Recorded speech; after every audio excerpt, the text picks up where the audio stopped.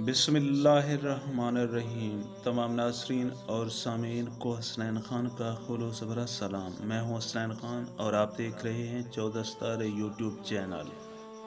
हज़रत ज़ुल्करनैन से लोगों ने फरियाद की कि आप हमें याजूज माजूज के शर और उनकी एज़ा रसानियों से बचाइए, और उन लोगों ने उसके एवज़ कुछ माल देने की भी पेशकश की। तो हज़रत ज़ुल्करनैन ने फरमाया कि मुझे तुम्हारे माल की ज़रूरत नहीं है, अल्लाह ताला ने मुझे सब कुछ दिया है, बस तुम लोग जिस्मानी मेहनत में मेरी मदद करो। चुनांचा आपने दोनों पहाड़ों के दरमियान बुनियाद खुदवाई।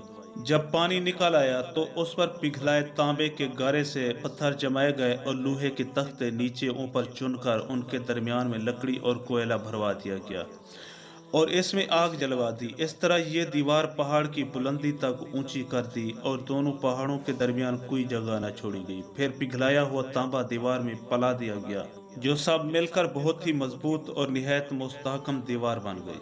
रिवायात में मौजूद है कि याजूज माजूज रोज़ाना इस दीवार को तोड़ते हैं और दिन भर जब मेहनत करते करते उसको तोड़ने के करीब हो जाते हैं तो उनमें कोई कहता है कि अब चलो बाकी को कल तोड़ डालेंगे। दूसरे दिन जब वो लोग आते हैं तो खुदा के हुक्म से वो दीवार पहले से भी ज़्यादा मजबूत हो जाती है। जब इस दीवार के टूटने का वक्त आएगा तो उनमें से कोई कहने वाला कहेगा कि अब चलो इंशाअल्लाह ताला कल इस दीवार को तोड़ डालेंगे। उन लोगों के इंशाअल्लाह कहने की बरकत और इस कलमा का समरा ये होगा कि दूसरे दिन दीवार टूट जाएगी। ये क़यामत करीब होने का वक्त होगा। दीवार टूटने के बाद याजूज माजूज निकल पड़ेंगे और ज़मीन पर हर तरफ फितना व फसाद और कत्ल व गारत करेंगे। चश्मों और तालाबों का पानी पी डालेंगे और जानवरों और दरख्तों को खा डालेंगे। ज़मीन पर हर जगहों में फैल जाएंगे, मगर मक्का मुकरमा व मदीना तैयबा व बैतुल मुक़द्दस इन तीनों शहरों में ये दाखिल ना हो सकेंगे। फिर हज़रत ईसा अलैहिस्सलाम की दुआ से इन लोगों की गर्दनों में कीड़े पैदा हो जाएंगे और ये सब हलाक हो जाएंगे।